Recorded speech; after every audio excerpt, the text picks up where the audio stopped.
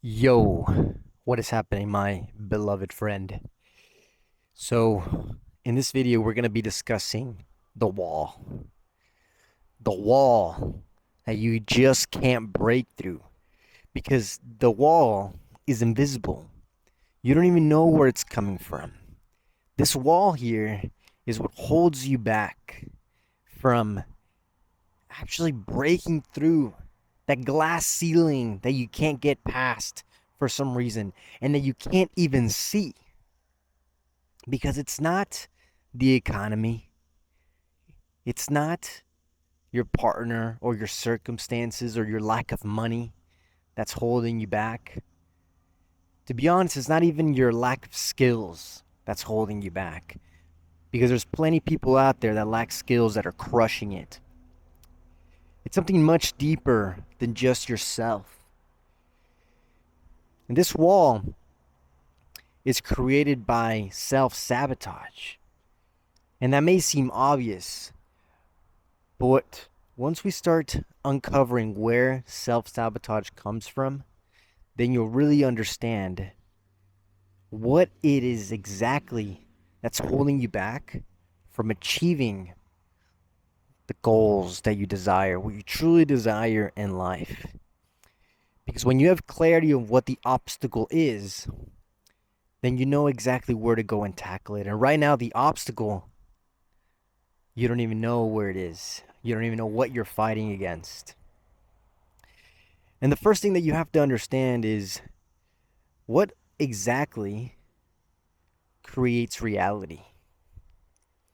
That's the first thing that you have to discuss, right? Because like whenever you're born, right, you're a blank slate.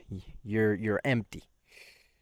And it's from the years of 0 to 7 years old in which your model of reality is created. Everything is created. Your way of surviving in this world is created in those first 7 years. And so, depending on how those 7 years were formed, which most of us, we lived in a pretty scarce mindset. You ever notice how some rich kids, when they grow up with rich parents, they just magically kind of figure out how to make money pretty easily? See, because wealth isn't really based on skill. It's more than anything based on, you guessed it, mindset. So, how do you actually create reality? So, in those first 7 years of your life, you learn how to survive.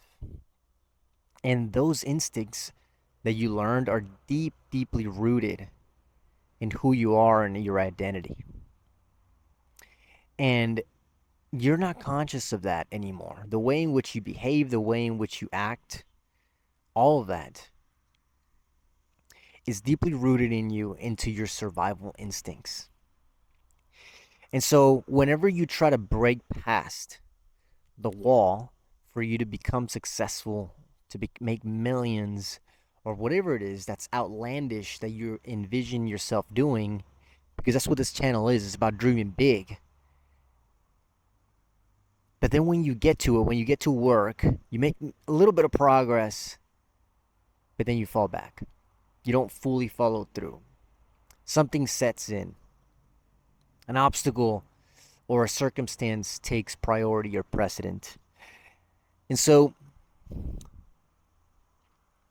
what's happening is that it's not because of the obstacle that you faced, it's because of your programming, of the program that made you go back to where it feels that you're going to survive the most. See, your mind is trying to keep you alive. That's what its main purpose is. Your brain just wants to keep you alive. The longer you stay alive, the longer you have to reproduce, and the human species will live on. That's what we're designed to do, to continue living on. It doesn't care whether you're happy or not. That's a much more advanced, much less primitive part of our brain. But the reptilian part of your brain, deep down at the core of you, is just trying to keep you alive. On top of that, there's And so how did it learn, right? On top of that is the fears, right? That were instilled, the fears and insecurities that were instilled from you when you were 0 to 7 years old. And I'll tell you something, because I did some hypnotherapy recently, and we uncovered something, some memories in my childhood that I had never thought about that were creating insecurities within me. And I'll give you an example. Like, I'll never forget this. Like, my dad, and I totally forgot about this. But my dad, I used to have a really high pitched voice when I was a little kid, like very high pitched. Like when I would call people sometimes, back then we had landlines still. People thought I was a girl, and that plus my dad, making fun of me here and there, he would poke fun at it. It it stirred up some insecurities within me, and even right now, I still feel those things. It's a weird insecurity that arose from that has prevented me from being fully confident in myself. And as you know, making money is so much about being courageous and being confident. And so that's a wall right there. If you really think about it, that's a wall that I didn't know was there. And here I was trying to break through, of just like, come on, just push through. But there was something that I was avoiding, something that I didn't want to face those interactions that I needed to. And so it's a wall, but it's also a thorn, right? Because anything that triggers that thorn that pokes into you, you avoid those situations, but you're not conscious of it. And so therefore, you don't actually follow the most direct path for you to be successful. And so you have to ask yourself, what are these thorns that are poking into you that you're avoiding? And most of these are past traumas. Because whenever someone says, for example, we've all been rejected, right? Most of us have, and that's what we kind of fear, going up to a girl and just approaching her versus, swiping right on Tinder. Very different, right? Much less risk swiping. Um, and we feel that insecurity to go and approach the girl because it's a thorn that pokes into us, our fear of rejection. But really, you're rejecting yourself, because if you were fully confident in who you are the prize. If you were the prize and you knew that to the core of you, there'd be no resistance for you to go and approach. And business is very much the same thing. Business is constant approach, approaching people, putting yourself out there, offering your services, or whatever it is that you want to create, whatever vision you want to sell people on. It's so much more about your conviction. It's not like, do you like this? Do you like what I have? It's kind of, when you approach a girl, hey there, you know? And immediately they see your face, but instead you just come up confident, hey, what's up? This is what I got here. You like it or you don't. Someone's going to like it. There's plenty of you out here. Abundance mindset, abundance mentality, right? Same with business. Millions of people out there. Someone's going to want my offer. Someone's going to want what I have. If you're done, of course, your research and market research and all those things. But at the end of the day, those are just semantics. If you can't have conviction, like and this is how you know you're facing a thorn or a wall, is whenever you lack conviction in multiple areas of your life. Because one area of your life is just a microcosm of another.